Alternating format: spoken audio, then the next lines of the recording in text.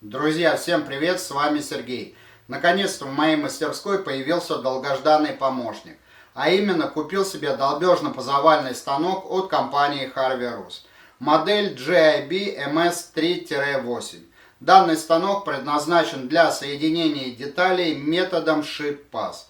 Сегодня сделаем распаковку, посмотрим комплектацию, соберем, ну и конечно же попробуем в работе. Итак, давайте приступать. И первое, что мы сделаем, это распаковку.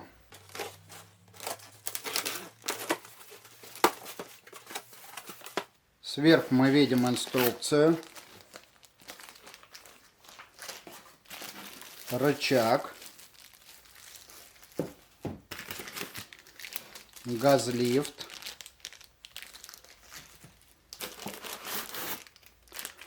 полочка для инструмента, дополнительный крепеж. За целостность станка можно не беспокоиться. Как видим, все проложено пенопластом. Ну и вот сам станочек. Здесь же мы видим дополнительные ложементы, в которых находятся дополнительный крепеж и инструменты. Также набор оснастки, то есть сверла. И удлинитель стойки. Ну и сейчас достану станочек из упаковки и более детально рассмотрим. Достал станок из коробки, и как видим, он поставляется почти уже в собранном виде. Чтобы приступить к работе, нам нужно первый установить рычаг. Для удобной регулировки рычага присутствуют шлицы. Устанавливаем как нам удобно и крепим вот на такой винт с пружиной.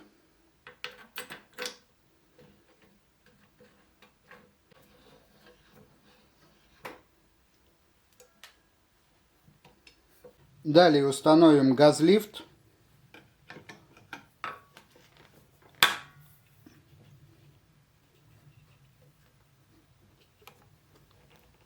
И подставку под инструменты. Крепится на два винта.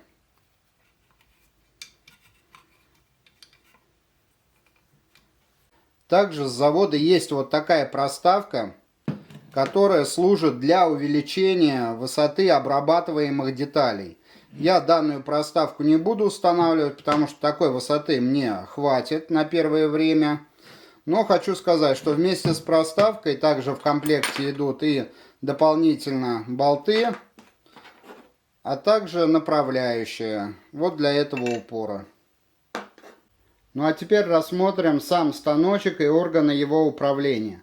Внизу мы видим основание, размеры его составляют 310 на 260 мм.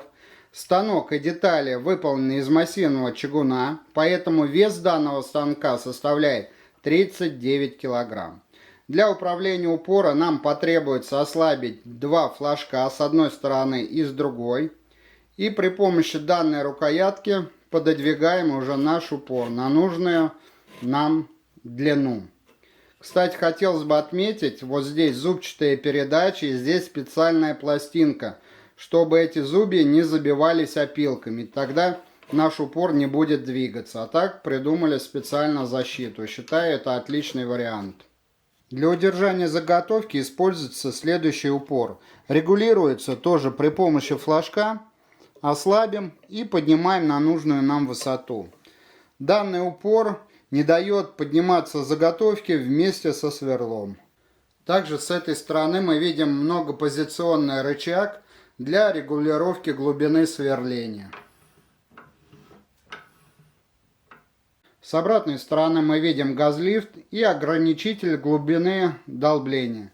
Ослабляем флажок и регулируем, на какую глубину нам нужно будет опустить сверло. На передней части станка мы видим панель управления. Это включение-выключение двигателя. Сам двигатель. Здесь он мощностью 370 Вт. И вот такой лючок, который позволяет нам добраться до патрона. Патрон здесь у нас B16. А число оборотов шпинделя составляет 1440 оборотов в минуту. Ну а теперь давайте немного пробежимся по техническим характеристикам. Возможно, что-то я пропущу, и более детально характеристики можно посмотреть на сайте производителя. Итак, максимальный размер сверла составляет 10 мм, максимальный размер долота составляет 12 мм, посадочное место для долота 16 мм, расстояние от оси патрона до колонны 150 мм. Максимальная толщина заготовки 153 мм, а максимальная ширина заготовки 216 мм. Максимальная глубина долбления 76 мм, а максимальный ход долота 118 мм. Более детально технические характеристики, еще раз повторюсь, можно посмотреть на сайте производителя. Итак, чтобы приступить к работе, нам нужны специальные сверла. И здесь хотелось бы отметить огромный плюс, что завод-изготовитель сразу в комплект положил 4 сверла. Размеры у них следующие: 6, 8, 10 и 12 мм. Сейчас я возьму сверло 10 мм и покажу, как его установить. Чтобы показать более детальную установку сверла, установил наш станок в горизонтальное положение. При установке данных сверл есть небольшой нюанс. Вот здесь должен быть зазор. Зазор это варьируется от 1,5 до 4,7 мм. Маленький зазор 1,5 мм мы устанавливаем, когда работаем с мягкими породами дерева.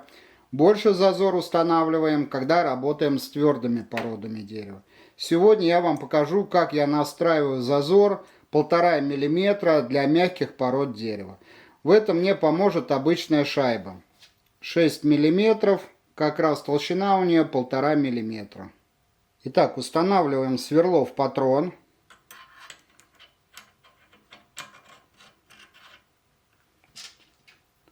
Вот в это место устанавливаю шайбу. Теперь поджимаю сверло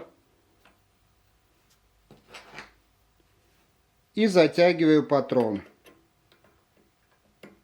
После того, как затянул патрон, убираю шайбу и пододвигаю вот эту часть до конца.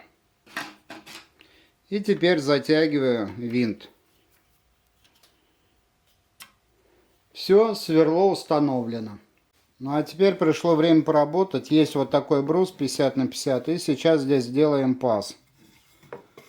Устанавливаем брус, пододвигаем упор.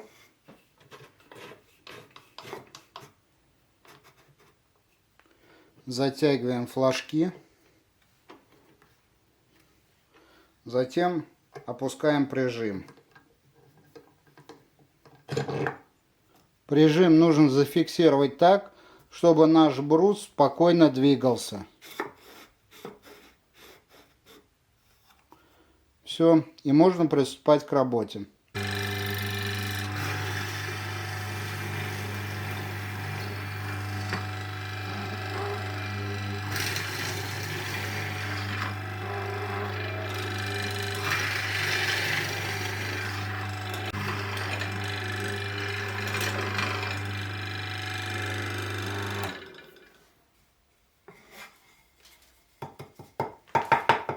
Как видим, считанные секунды, и наш станочек со своей задачей справился просто на ура. Единственное, я здесь не выставлял глубину, поэтому где-то глубже, где-то чуть меньше, но паз получился идеальный. Есть вот такой вот у меня брусочек дуба, и попробуем сейчас поработать с ним.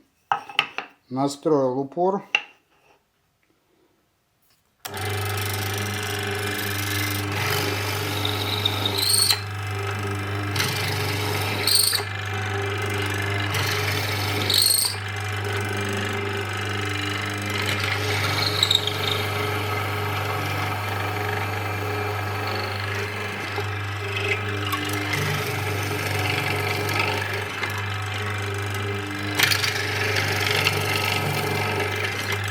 Как видим, с дубом работается чуть посложнее, но паз получается также идеальный. Друзья, вот такой получился небольшой обзорный ролик. Станочком я доволен на 100%. Напишите в комментариях, как вам данный станочек. Возможно, вы увидели какие-то плюсы или минусы. Обязательно об этом напишите. Всегда рад вас выслушать и ответить на ваши комментарии. На этом все. Всем добра, удачи. Пока-пока.